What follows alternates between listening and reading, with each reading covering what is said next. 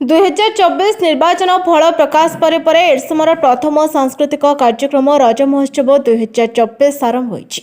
ରଜ ପର୍ବ ଓଡ଼ିଶାର କୃଷିଭିତ୍ତିକ ପର୍ବ। ଏଇଠୁ ଚାଷୀ ଚାଷ କାମ ଆରମ୍ଭ କରେ। ମନରେ କେତେ ଆଶା ବାନ୍ଧେ। ଘରେ ଘରେ ପିଠାପଣା, ଦୋଳି ଖେଳ କେତେ କ'ଣ ଆରମ୍ଭ ହୁଏ।